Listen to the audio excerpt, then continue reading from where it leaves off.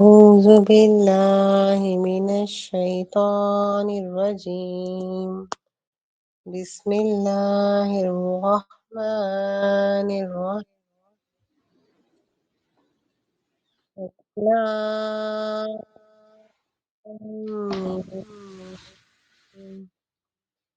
الله لا إله إلا هو الحي القيوم.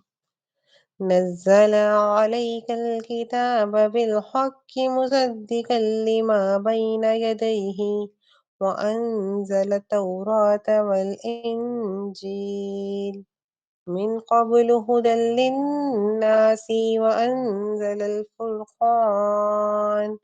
إن الذين كفروا بآية الله لهم عذاب شديد والله عزيز ذو انتقام. إن الله لا يخفى عليه شيء في الأرض ولا في السماء. هو الذي يصوركم في الأرحام كيف يشاء. لا إله إلا هو العزيز الحكيم. अलिफ लाम मीम। अल्लाह वो जिंदा जावेद हस्ती है जो निज़ाम कायनात को संभाले हुए है। हकीकत में उसके सिवा कोई खुदा नहीं। उसने तुम पर ये किताब नाजिल की है जो हक लेकर आई है और उन किताबों की तस्दीक कर रही है जो पहले से आई हुई थीं।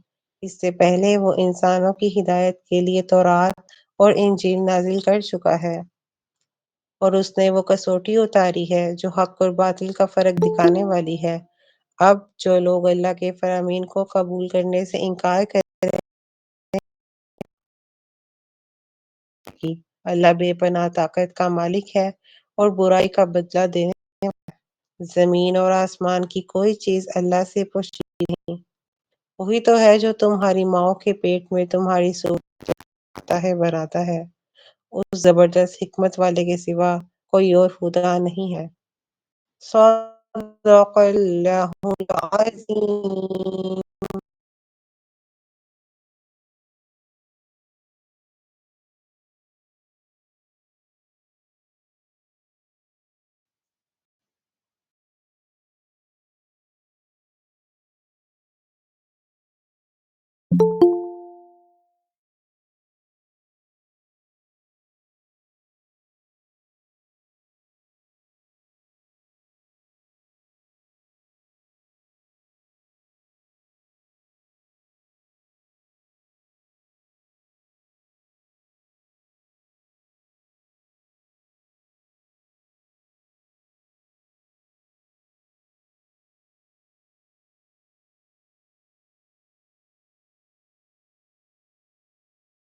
Assalamualaikum everyone.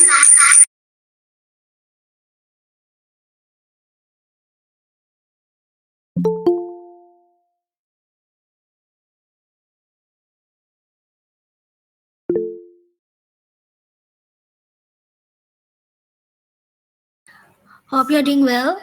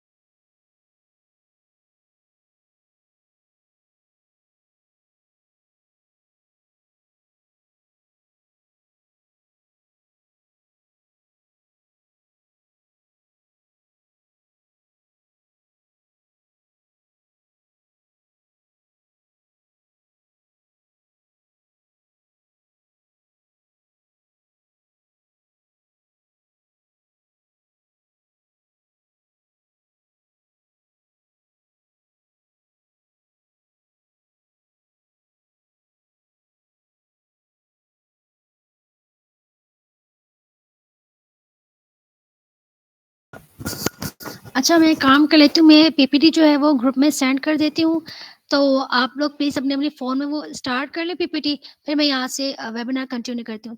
ठीक है?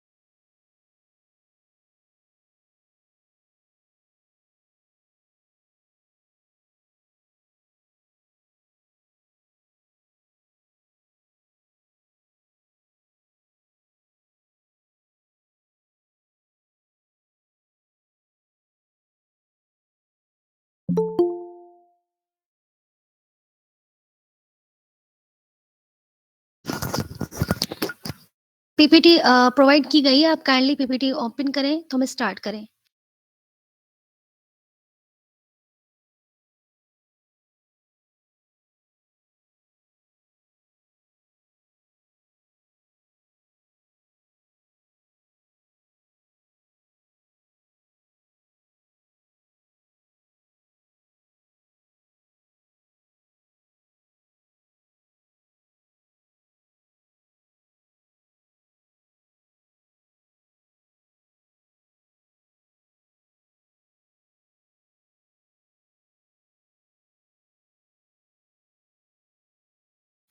पीपीटी सब ओपन कर लें, सबके पास आ जाए, तो फिर मुझे बताइएगा, मैं स्टार्ट करूँगी, ठीक है?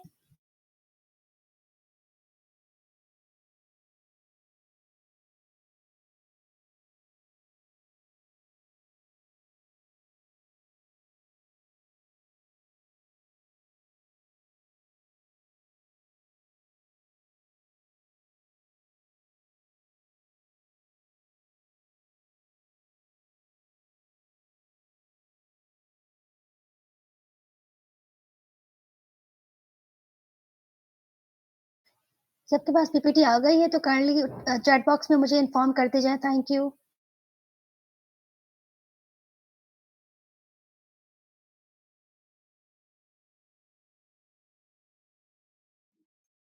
ये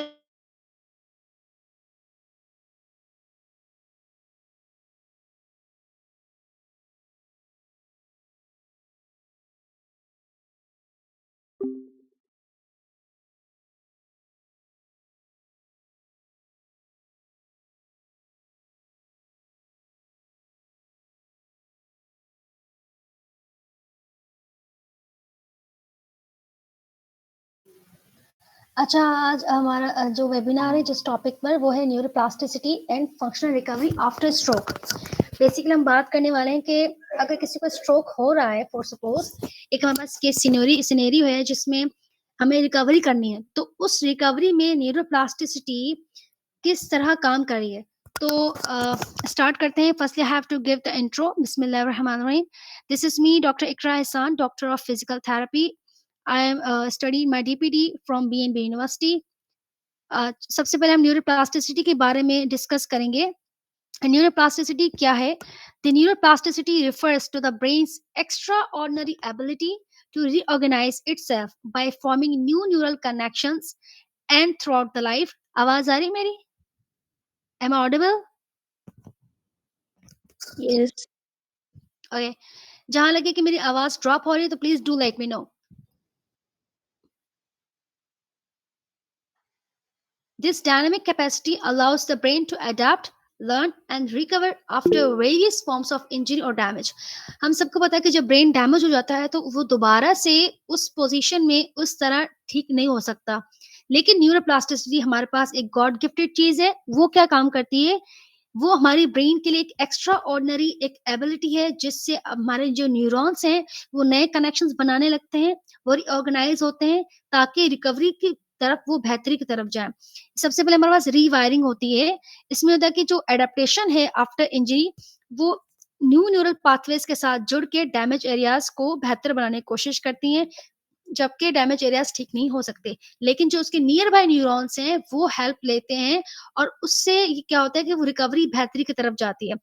न्यूरोप्लास्टिसिटी हमारे लिए फाउंडेशन ग्रोथ के लिए the core mechanism for learning, memory formation and critical for recovery after neurological incidents. अगर हमारे पास न्यूरोप्लास्टिसिटी ना होती तो हम ये आसानी से कह सकते हैं कि जो एरिया ब्रेन का डैमेज हो चुका, जो इंजरी हो चुकी थी प्राइमरी ब्रेन डिजीजेस की वजह से या किसी भी वजह से भी, ब्रेन कभी भी दोबारा अपनी अच्छी हालत में नहीं आ सकता था। तो न्यूरोप्लास्टिसिटी हमारे लिए एक गॉड गिफ्टेड चीज़ है। मेरी आवाज़ आ रही है ना सबको?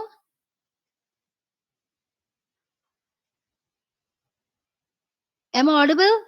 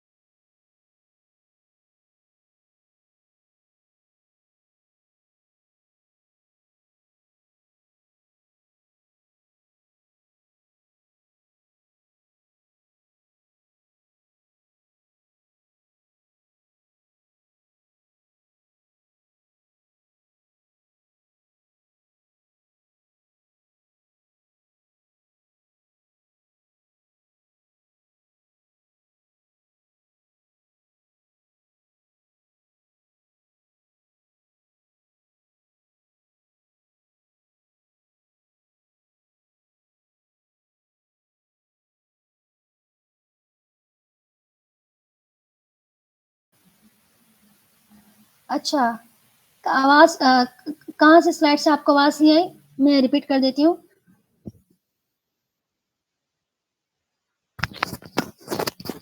मेरी आवाज़ आपको कहाँ से नहीं आई? मैं रिपीट कर देती हूँ वो स्लाइड।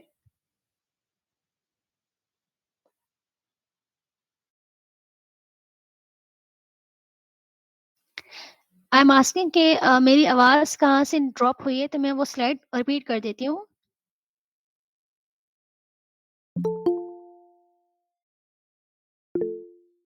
फर्स्ट स्लाइड ही समझ आई है, बाकी आवाज़ नहीं आई। चलिए ठीक है, मैं रिपीट कर देती हूँ, सॉरी। It's okay.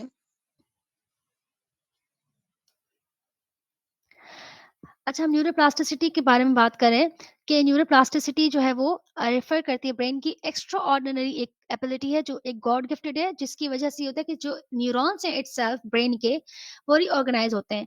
रीऑर्गेनाइज क्यों होते हैं? क्योंकि एक इंजरी हुई है, तो उसके लिए हमें एक अगर एरिया डैमेज है तो दूसरा डैमेज तो नहीं है, तो उससे हम हेल्प लेते हैं उस न्यूरॉन से जो इंजर्ड नहीं है।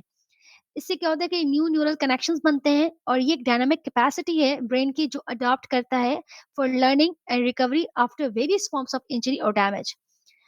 रीवायरिंग द ब्रेन, न्यूरोप्लास्टिसिटी से ब्रेन बेसिकली रीवायर होता है। क्यों? क्योंकि हमें अडेप्टेशन चाहिए। अडेप्टेशन चाहिए इसलिए कि जो इंजरी हुई है उसको हमने बेहतर करना है, एक इसके लिए रिकवरी, फंक्शनल रिकवरी के लिए। दूसरा, जो डैमेज एरियाज है वो कभी ठीक नहीं हो सकते, लेकिन हमने नए न्यूरल कनेक्शंस पाथवेज बनाने हैं। न्यूरोप्लास्टिसिटी बेसिकली एक फाउंडेशन है फॉर ग्रोथ। ग्रोथ किस किस चीज के लिए? For learning, for memory formation, या फिर क्रिटिकल थिंकिंग, और रिकवरी फॉर न्यूरोलॉजिकल इंसिडेंट्स। आवाज आ रही है मेरी?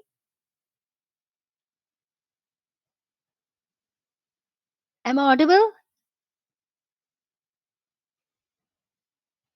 ओके, देन मूव फॉरवर्ड कि स्ट्रोक क्या है। स्ट्रोक बेसिकली जब भी ब्लड जो है वो किसी आर्टरी में जाके ऑब्स्ट्रक्ट होता है, उसकी वजह से इन्फेक्शन होता है, बिकॉज एक एडुकेट ऑक्सीजनेशन नहीं मिल रही। अगर एडुकेट ऑक्सीजन हमारी बॉडी को कहीं भी किसी एरिया में नहीं मिलेगी, ऑब्वियस सी बात है वो आगे जाके सेल डेथ की तरफ जाएगा। तो स्ट्रोक वैसे ग्लोबल हेल्थ चैलेंज है हमारे पास। Stroke remains a formidable global health concerns, representing a significant burden on individuals and healthcare systems worldwide। एक तो हमारे पास ये second leading cause of death है globally, and the third for combined mortality and disability. Stroke की वजह से ज़्यादा से ज़्यादा डेथ के कॉजेज़ भी हमारे पास स्ट्रोक की वजह से आ रहे हैं। दूसरा, डिसेबिलिटी के पास ज़्यादा कॉजेज़ भी हमारे पास स्ट्रोक में आ रहे हैं। क्यों? क्योंकि देखिए स्ट्रोक की पहले वजह क्या है? हम तो ये आइडेंटिफ़ाई करना चाहेंगे डायग्नोसिस में। ज़्यादा से ज़्यादा और ओरिजिन जो है वो कार्डिक ओरिजिन होती है। किसी को हार्ट डिज़ीज़ है, उसकी वजह से होती है, बिकॉज़ हाई ब्लड प्रेशर के चांसेस हमारे पास इतने ज़्यादा है, इतने केसेज़ हैं कि स्ट्रोक उसका अल्टीमेटली कॉज़ है ही है। दूसरा, डिसेबिलिटी क्यों? क्योंकि अगर प्रॉपर उसकी रिहैबिलिटेशन नहीं हो रही फॉर सपोज़, तो इम्पेयरमेंट इतनी लॉन्ग लास्टिंग हो जाती है कि अब वो हम उसको डिसेबल ही कह सकते हैं। क्योंकि रिहैबिलिटेशन का भी एक स्पेसिफिक अच्छा टाइम है, शुरू के 6 माह। अगर शुरू के 6 माह निकल गए, तो फिर रिकवरी बहुत स्लो होती है। दूसरा, राइजिंग इंसिडेंस स्ट्रोक के ग्लोबल हेल्थ चैलेंज में इसलिए भी काउंट हो रहा है बिकॉज़ स्ट्रोक के जो इंसिडेंस हैं, आप नोटिस करें कि 70% जो है वो ज़्यादा बढ़ गए फ्रॉम 1990 से 2019 तक, reflecting a growing public health crisis. दूसरा, हमारे पास अनइक्वल बर्डन है। The majority of the stroke burden disproportionality affects low and middle income countries, often compounded by limited rehabilitation sources। अब देखिए, जैसे हमने पहले बात की कि हमारे पास रिहेबिलिटेशन का पूरा अच्छा एक सेटअप होना चाहिए, और इसके लिए एक अच्छी अवेयरनेस होनी चाहिए। स्ट्रोक की जितने फालिज के केसेस हैं उतनी अच्छी अवेयरनेस नहीं है। तो अगर हम रिहेबिलिटेशन को बहुत स्लो कर देंगे, बाकी चीज़ें ड्रग की तरफ लेके जाएँगे या बाकी चीज़ों की तरफ लेके जाएँगे मेडिकेशन, और स्ट्रोक के लिए रिहेबिलिटेशन नहीं होगी, इसकी वजह से भी डिसेबिलिटी के कॉजेज़ बढ़ सकते हैं। और दूसरा, अनइक्वल बर्डन है, हेल्थ केयर सिस्टम कितना आपको मेडिसिन मेडिसिन की तरफ लेके जाएगी। अच्छा, अब हम देखेंगे how stroke affects the brain. Stroke हो गया, लेकिन इसकी वजह से ब्रेन किस तरह मुतासिर हुआ? Stroke occurs when blood flow to a part of the brain interrupted, leading to a cellular damage and functional impairment. सबसे पहले हम सेल डेथ की तरफ देखेंगे। अगर स्ट्रोक हो रहा है तो उसकी 2 चीज़ें होंगी, 2 टाइप्स हैं, इस्केमिक एंड हेमरेजिक। जितने भी जो इवेंट्स आ रहे हैं, इस्केमिक और haemorrhagic events cause a rapid cell death in the affected brain region. जितना बुरा इस्कीमिया होगा, इन्फेक्शन होगा, उतना बुरा एरिया अफेक्ट होगा। Neural network disruption, damage extends beyond the immediate site, disrupting complex neural networks essential for function. अगर damage हुआ है तो वो दूसरे एरिया को भी अल्टीमेटली ऐसे ऐसे खराब करेगा, बिकॉज सफोकेशन होगी, ऑक्सीजनेशन प्रॉपर नहीं पहुंची। अगर वो उसका आर्टरी जो है वो फोर्स वो सांस ले रही है ऑक्सीजन से, अगर उसको ऑक्सीजन नहीं पहुंची तो नियर बाय को भी खराब कर देती है।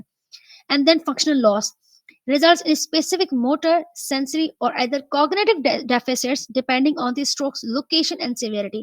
अच्छा, आप यहाँ देखें, जो स्पेसिफिक में लोकेशन की बात कर रही हूँ, यहाँ पे हम लोग देखेंगे एक तो हमारे पास लोब्स आते हैं, parietal, temporal, frontal lobe, occipital lobe, और दूसरा हमारे पास आती है जो ब्लड ब्रेन बैरियर है हमारे पास, जो सर्कल ऑफ विलिस बन रहा है, जो एट्रियल सप्लाई है हमारे ब्रेन की, जिसमें एसीए, एमसी, पीसीए आर्टरीज हैं, इनके ऊपर भी लोकेशन आती है। बिकॉज एरिया वाइज भी हमारे पास सिम्टम, क्लिनिकल फीचर्स आते हैं, और उसकी उतनी ही फिर हमारे पास रिकवरी भी वेरी करती है।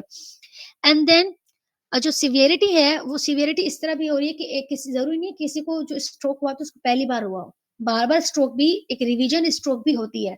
तो सिवियरिटी जितनी खराब होगी उसकी रिकवरी उतनी ही बुरी हो सकती है।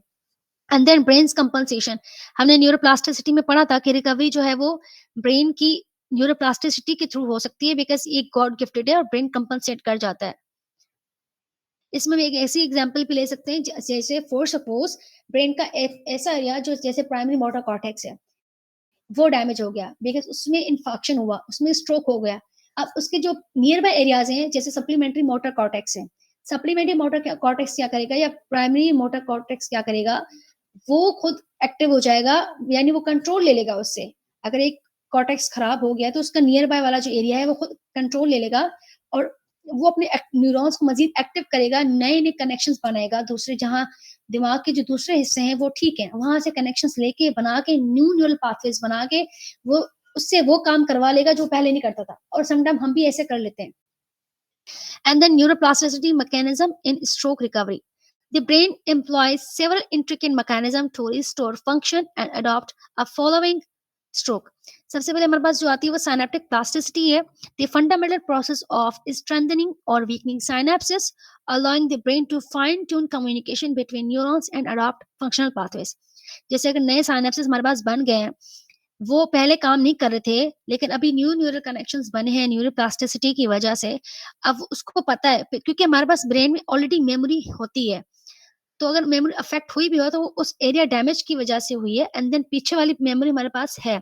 तो जो लिम्ब पहले काम कर रही थी, अगर मैं रिकवरी की तरफ लेके जा रही हूँ रिहैबिलिटेशन के थ्रू, तो अब उसके पास मैसेज जाएगा, उसको याद होगा कि यार मैं पहले काम करता था, कर चुका हूँ, अब मुझे थोड़ी सी मेहनत करनी है और इस काम को दोबारा रीगेन करना है। And then cortical remapping, undamage regions of the brain take over functions, जैसे हमने पहले बात की, जो अनडैमेज रीजन्स थे वो टेक ओवर कर लेंगे, कंट्रोल कर लेंगे, previously performed by damage areas, effectively reassigning task to healthy brain tissues. जैसे हमारे ब्रेन के जितने भी लोब्स हैं 4, और जो भी काम कर रहे हैं अपने अपने फंक्शंस, वो बिल्कुल परफेक्ट करें। स्ट्रोक के बाद कोई एक रीजन 2 रीजन काम नहीं करेगा, लेकिन ऑलरेडी जो प्रीवियस हेल्दी टिश्यूज हैं वो हेल्प आउट करेंगे, वो अपना हेल्पिंग हैंड उसे देकर उससे वो फंक्शनली परफॉर्मेंस दे देंगे। Axonal sprouting, surviving neurons develop new collateral branches, growing new connections to bypass damaged areas and re-establish new circuits. अच्छा, the phases of neuroplastic recovery. Am I audible?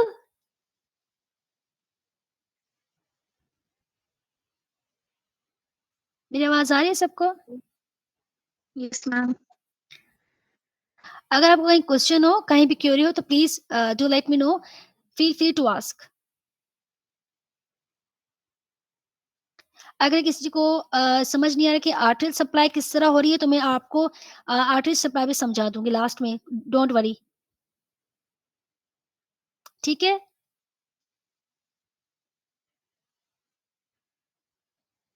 Okay, अब हम phases की तरफ जाते हैं neuroplastic recovery के। Stroke recovery unfolds over distinct phases, each offering unique opportunities for neuroplastic changes. हमारे पास हमारे पास जो फेजेस आते हैं, एक्यूट, सब एक्यूट एंड क्रॉनिक, तीनों फेजेस अलग अलग तरह की अपॉर्चुनिटीज हमारे लिए ब्रेन के लिए अनफोल्ड करते हैं, जिसमें एक्यूट फेज हमारे पास जो आ रहा है, occur within the first 48 hours post stroke. The brain focuses on stabilizing the injury, reducing inflammation and preventing further damage. अगर हमने कुछ ही मिनट्स में, आवर्स में ये डायग्नोज कर लिया कि स्ट्रोक है, ठीक है, तो जो हमारा वो वाला फेज है ना 48 आवर्स शुरू के स्ट्रोक होने के बाद, वो बहुत ज़रूरी है, क्योंकि उसमें हम देखते हैं, उसमें हमारा ब्रेन जो है बेसिकली वो इंजरी को समझने की कोशिश करता है, और वो जब समझ जाता है तो उस इंजरी को स्टेबलाइज़ करता है, मज़ीद ख़राब नहीं होने देता, और वो उस इन्फ्लेमेशन को और जो आगे डैमेज होगा, जो एक सेकेंडरी होगा, उसको रोकेगा।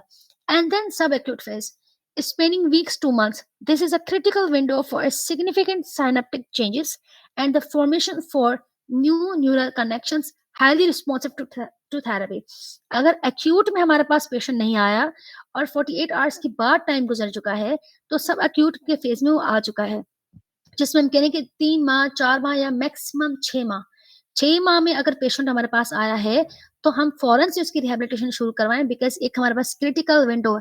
हमने फ़ौरन से रिहैबिलिटेशन की तरफ लेके जाना है, ताकि न्यूरोप्लास्टिसिटी अपना काम जल्दी से शुरू करे। एंड देन क्रॉनिक फेज़, ये बहुत ही खराब फेज़ है, ये समझें कि चंद माह से लेकर साल गुज़र गया। Neuroplasticity continues albeit at a slower pace, होगी न्यूरोप्लास्टिसिटी, लेकिन बहुत ही बुरे पेस में होगी, बहुत स्लो होगी। Consistent and targeted therapy remain crucial for engaging ongoing rewiring and functional gains. अच्छा, एडवांस रिसर्च अभी इनसाइट्स जो भी आई हैं कुछ एमआरआई के अलावा भी हम देखते हैं, cutting edge research is continuously deepening our understanding of neuroplasticity and enhancing stroke recovery interventions. Neuro imaging सबसे पहले हम एमआरआई करते हैं, जिसमें हमें सॉफ्ट टिश्यूज भी नजर आते हैं, एरियाज में बहुत अच्छे लोकेट हो जाते हैं। फंक्शनल एमआरआई भी करते हैं कि ब्रेन की हम देखें कि अभी क्या कॉग्निटिव डेफिसिट कितना है। एंड डिफ्यूजन टेंसर इमेजिंग, एक डीटीआई, एक इमेजिंग स्टडी हम करते हैं, provide detail insights into brain reorganisation patterns post stroke. जो डिफ्यूजन टेंसर इमेजिंग हम कर रहे हैं, उसका मकसद ये है कि हम ये देखना चाह रहे हैं कि अभी जो ब्रेन है, इसके अंदर रीऑर्गेनाइजेशन पैटर्न कितने अच्छे हैं पोस्ट स्ट्रोक के बाद। ये हमें बहुत हेल्प आउट करती है न्यूरोप्लास्टिसिटी को देखने के लिए और रिकवरी के बारे में बताने के लिए कि ब्रेन कितना अडॉप्ट कर चुका है या कर सकता है। एंड देन बायोमार्कर्स आते हैं। कुछ बायोमार्कर्स ऐसे हैं जो हमें बहुत हेल्प आउट करते हैं, जैसे brain derived neurotrophic factor BDNF, brain derived neurotrophic factor are being studied for their correlation with neuroplastic changes and recovery. Biomarker में हमारे पास जो ब्रेन ड्राइव्ड न्यूरोट्रॉफिक फैक्टर आ रहा है BDNF, ये भी हमें हेल्प आउट करता है न्यूरोप्लास्टिक चेंजेस जो ब्रेन में हो रहे हैं और रिकवरी फंक्शनली हमारे पास कितनी बेहतर हो सकती है उसमें। And then innovative therapies, non-invasive brain stimulation techniques and robotic assisted therapy show significant promise in enhancing neuroplastic and functional recovery. Clinical rehabilitation strategies harnessing neuroplasticity. Physical therapy plays a pivotal role in promoting neuroplasticity and functional recovery through evidence-based intervention. अब जैसे हमारे पास एक बहुत successful technique है PNF. PNF से हमने कितने patients को इम्प्रूव होते हुए देखा है। स्ट्रेंथनिंग टेक्निक्स या स्ट्रेचिंग, या फिर आप ये कह दे कि असिस्टेड डिवाइस के बारे में एजुकेट करना पेशेंट को, ये भी न्यूरोप्लास्टिसिटी की तरफ जाता है, बिकॉज हम पेशेंट को उसकी एडीएल्स को बेहतर बनाने की कोशिश करें, ना कि उसको ये डिपेंडेंट बना रहे हैं किसी और के ऊपर। अगर उसको उठना आ गया वेल एंड गुड, अगर नहीं तो हम इसको ये एजुकेट करवाएंगे जब तक आप खुद खड़े हों, तब तक आपको व्हील चेयर चलाने आते हो, क्रचेस यूज करने आते हो, बिकॉज आपको पता होना चाहिए कि आप डिपेंडेंट होने से बचना चाहते हैं। Challenges and future directions जो अभी हम encounter कर रहे हैं, basically despite significant progress, several challenges remains in optimizing stroke recovery, paving the way for future research and innovation. एक तो individual variability हमारे पास बहुत ज्यादा है, patient exhibit diverse response to therapy. मतलब कोई जरूरी नहीं है कि अगर किसी को पीएनएफ बहुत अच्छी चली है तो सबके लिए अच्छी चली, किसी को बहुत अच्छी लगेगी। And then access and equity. Socio-cultural and clinical factors often influence recovery potential and equitably access to advanced rehabilitation care. Interdisciplinary collaboration जो कि बहुत जरूरी है, हमारे पास इस चीज की बहुत लेकिंग है। Ongoing research and enhanced collaboration across disciplines are essential to fully unlock and exploit the neuroplasticity potential. Conclusion: harnessing the brain's potential, neuroplasticity fundamentally transform stroke rehabilitation, shifting the focus from mere compensation to true functional recovery. Meaningful gains हमें क्या क्या मिले? With targeted therapies and active patient engagement, significant and lasting functional improvements are achievable. Personalized approaches. The future of stroke recovery relies on evidence based, individualized strategies that unlock the brain's profound adaptive power. Thank you. That's all about the stroke rehabilitation and neuroplasticity. If anyone have a question, then do let me know. It's feel free to ask.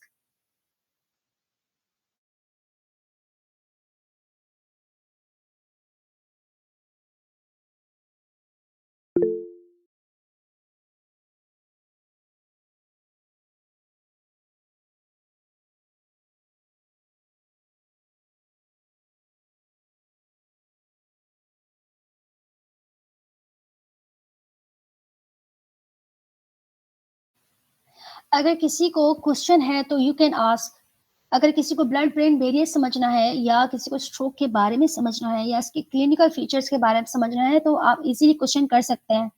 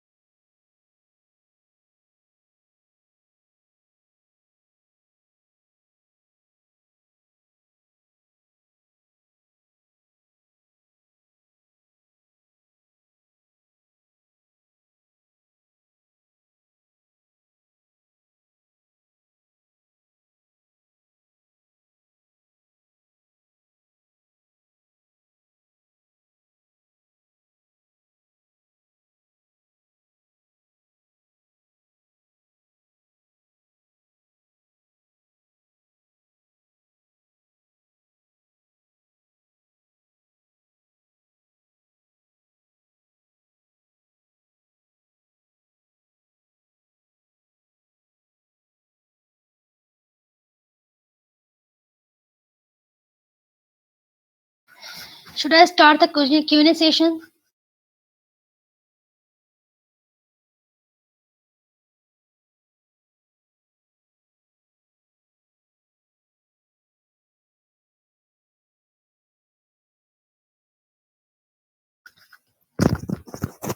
Am I audible?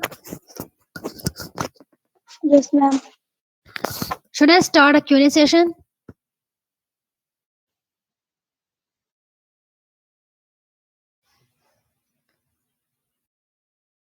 अच्छा, चलें start Q&A session start करते हैं. सबसे पहले मैं जो question raise कर रही हूँ वो न्यूरोप्लास्टिसिटी के बारे में कि न्यूरोप्लास्टिसिटी क्या है? What is neuroplasticity?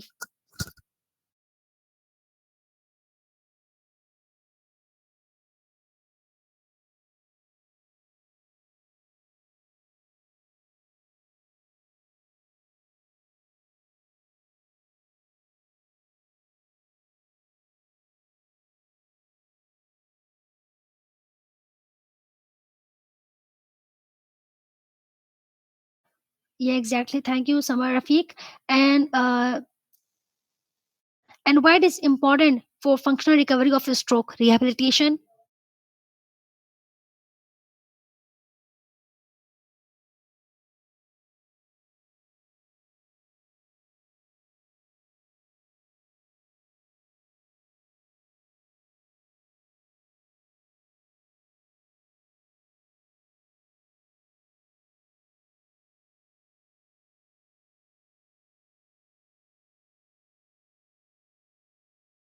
अच्छा, मैंने क्वेश्चन आपसे पूछा था कि न्यूरोप्लास्टिसिटी जो है वो क्यों स्ट्रोक रिहैबिलिटेशन में फंक्शनल रिकवरी के लिए बहुत ज़रूरी है?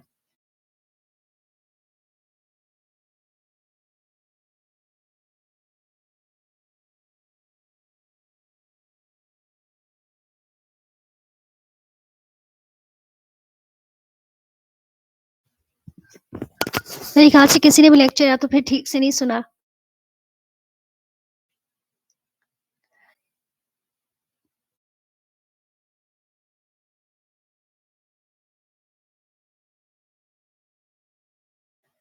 आई एम आस्किंग कि न्यूरोप्लास्टिसिटी स्ट्रोक रिहैबिलिटेशन के लिए फंक्शनल रिकवरी के लिए क्यों ज़रूरी है? इसमें ताकि सब कनेक्शन और जो रिकॉल करने के लिए जो पुरानी मेमोरीज हैं उनको रिफ्रेश करने के लिए. हाँ, इट कैन सही. अच्छा मैं ये पूछना चाह रही थी कि जैसे ब्लड ब्रेन बैरियर है, उसके बारे में कोई जानता है? जैसे एसीए, एमसी या PCA?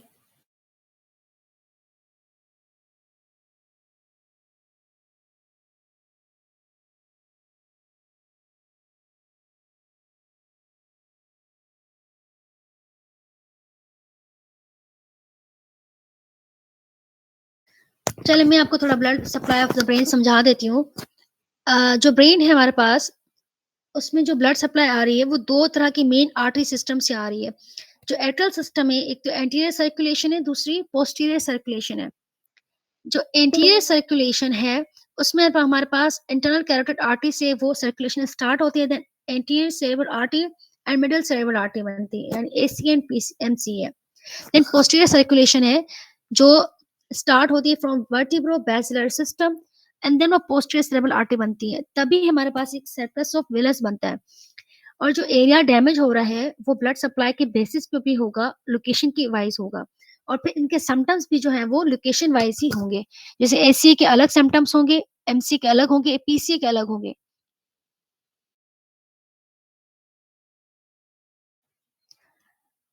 Is it clear now?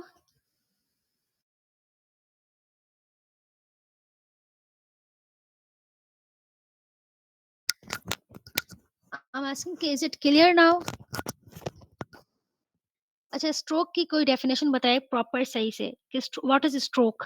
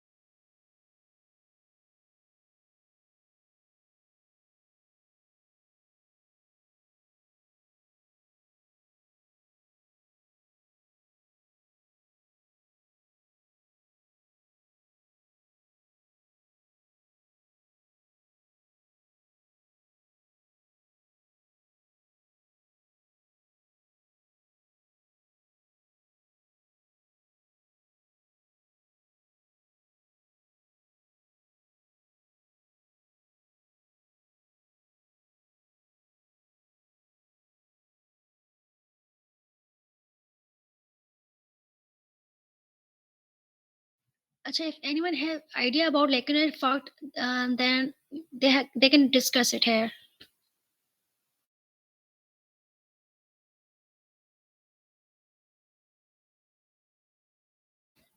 किसी को लेकुनर इंफाक्ट के बारे में आइडिया है?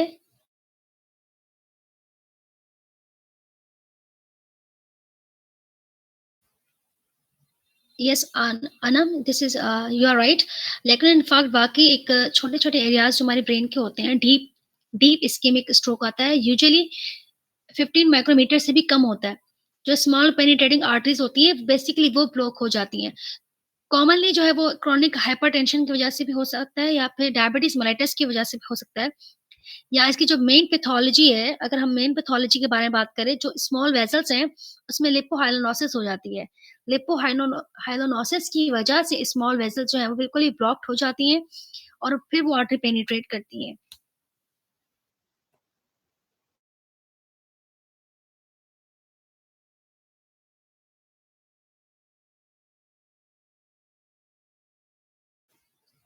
अच्छा, इनकी कौन-कौन सी आर्टरीज़ होती हैं? मतलब कौन-सी आर्टरी ज़्यादा इन्वॉल्व्ड होती हैं लेग्यूल इन्फार्क्ट की?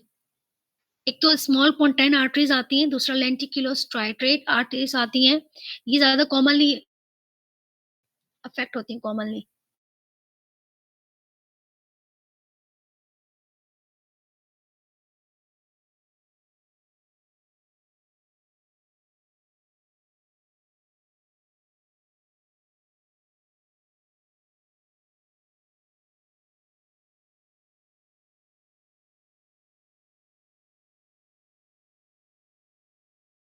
जो रेगुलर इन्फार्क्ट्स है उसमें कुछ चीज़ें ऐसी हैं जो बाकी स्ट्रोक से थोड़ी अलग हैं। एक तो इसमें कोई कॉर्टिकल साइन्स हमारे पास नहीं आते, नेग्लेक्ट नहीं आता, विजुअल फील्ड डिफेक्ट भी नहीं आता हमारे पास और एफेज़िया भी नहीं आ रही। जैसे एफेज़िया आप लोगों ने देखी होगी एमसीए में आती है, ब्रोकाज़ एफेज़िया या वर्निकिस एफेज़िया। स्पीच प्रोडक्शन नहीं होती, वर्ड्स की आर्टिकुलेशन नहीं होती, दूसरा लैंग्वेज कॉम्प्रिहेंशन नहीं होती, जब वर्निकिस एफेज़िया आती है। लेकिन इसमें लेकुलर इन्फार्क्ट में आप लोगों को एफेज़िया नहीं मिलेगा और विजुअल फील्ड डिफेक्ट भी नहीं मिलेगी। विजन भी इसकी बिल्कुल ठीक होगी और इसका रिसेप्टिव और एक्सप्रेशन दोनों ठीक होगा और कॉर्टिकल साइंस भी इसमें हमें लेकुलर इन्फार्क्ट में नहीं मिलते।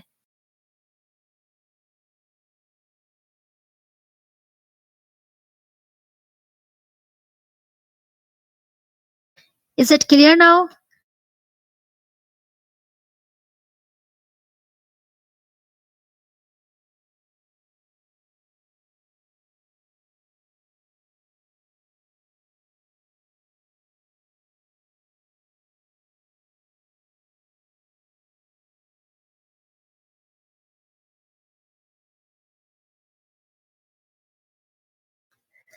इसके अलावा अगर किसी को कोई क्वेश्चन है तो वो पूछ सकता है। इमेजिंग स्टडीज़ के हवाले से पूछ सकता है या फिर जिस तरह आप क्लिनिकल फीचर्स के अगर रिगार्डिंग कोई क्वेश्चन है, कोई क्वेरी है तो यू कैन आस्क।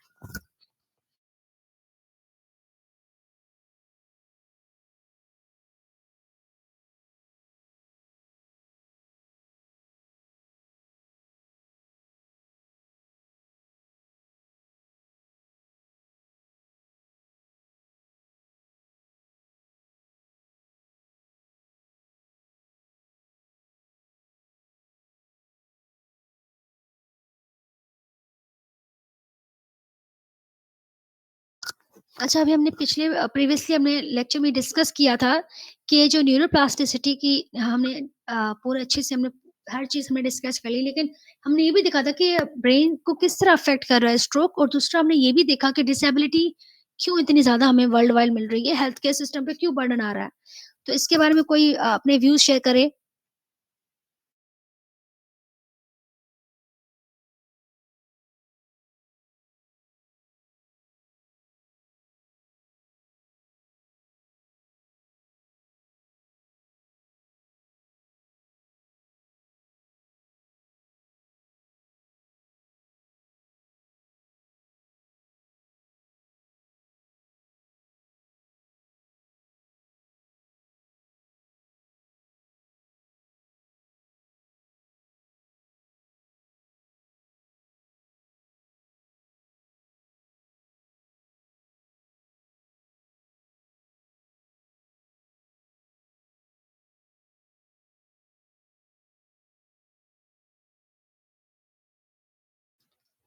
मैंने क्वेश्चन ये पूछा था कि अपने व्यूज़ इस बारे में शेयर करें कि डिसेबिलिटी जो स्ट्रोक की वजह से हो रही है, वर्ल्ड वाइड ये इतना बड़ा इंसिडेंस क्यों हो चुका है? और दूसरा हमारे पास इसका इंसिडेंस जो मिल रहा है बेसिकली, उसके बारे में आप मुझे थोड़ा-सा अपने व्यूज़ शेयर करें।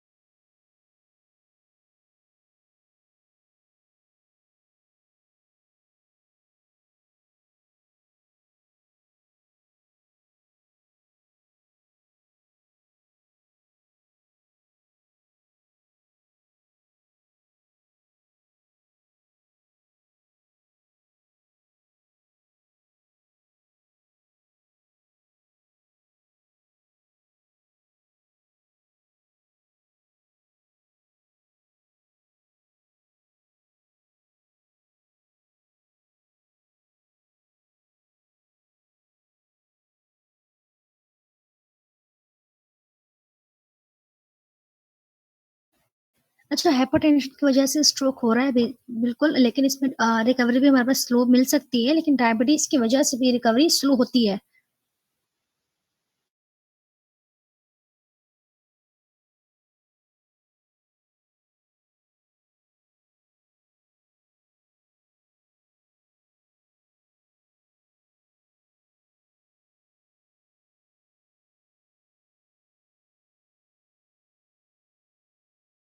अच्छा, फिज़िकल थेरेपी जो हम पेशेंट को दे रहे हैं, जो टारगेटेड इंडिविजुअलाइज़्ड थेरेपी है स्ट्रोक की, उसमें हम क्या-क्या करवा सकते हैं पेशेंट को?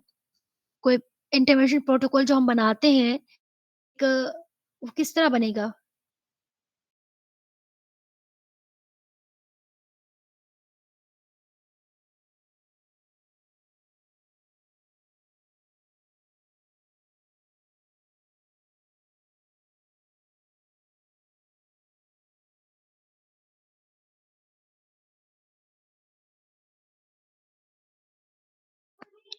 स्टार्टिंग पैसिव आरवाम्स होंगी और फिर active assisted, then active movements.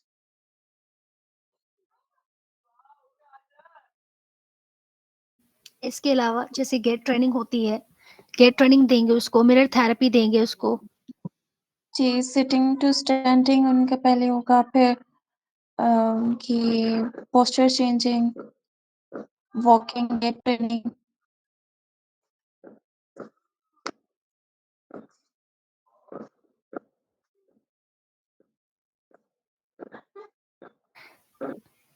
Thank you Sumaiya.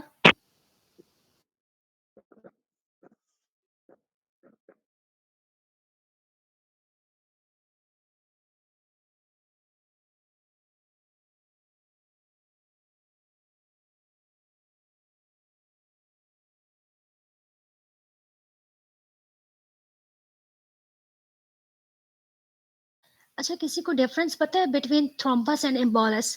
तो वो अपने इस बारे में बता दें ज़रा कि थ्रोम्बस क्या चीज़ है, एम्बोलस क्या चीज़ है? दोनों में वेरी क्या चीज़ कर रही है?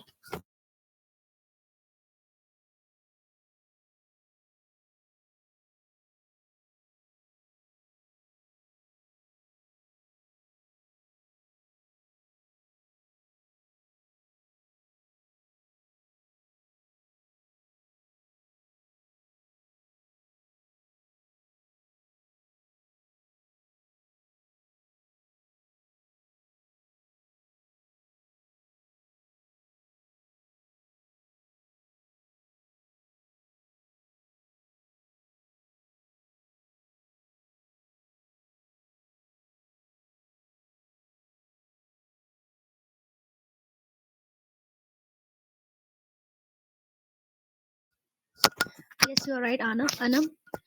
बेसिकली थ्रोम्बस जो है वो जिस तरह ब्लड क्लॉट बनते हैं एक जगह पर, वो उसी वेसल के साथ जाकर ना स्टिक हो जाता है। जैसे एथेरोस्क्लेरोसिस हमारे पास कॉमन टाइप है, हाइपरटेंशन है, slow blood flow, stasis stasis में भी ऐसा होता है। तो इसके कॉमन फीचर्स जो हैं वो इसी तरह हैं कि सिम्पटम्स ग्रेजुअली वर्सन होते हैं। ड्यूरिंग स्लीप और रेस्ट में हमें ज़्यादातर इसका पेन मिल जाता है दोनों में। लेकिन इम्बोलस कोई अलग चीज़ है। इस इम्बोलस में होता है कि जो क्लॉट है, वो कहीं और बनता है लेकिन वो ब्लड के साथ ट्रैवल कर जाता है। जैसे पल्मोनरी इम्बोलस बनता है ना, वी वेन थ्रोम्बोसिस है, तो हम मना करते हैं कि एंकल पंपिंग ना करवाएँ। बिकॉज़ अगर एंकल पंपिंग हुई तो वो जो क्लॉट बना है थ्रोम्बस, वो ब्लड के साथ स्ट्रीम के साथ ट्रैवल करते हुए पल्मोनरी में ईज़िली पहुँच जाता है और वहाँ पल्मोनरी इम्बोलस बन जाता है। तो ये कॉमन है एट्रियल फिब्रिलेशन में, एमआई में, कैरोटिड आर्टरीज़ में, इस तरह के हिसाब से। और इसमें एम्बोलिक इस्केमिक स्ट्रोक भी हो सकता है।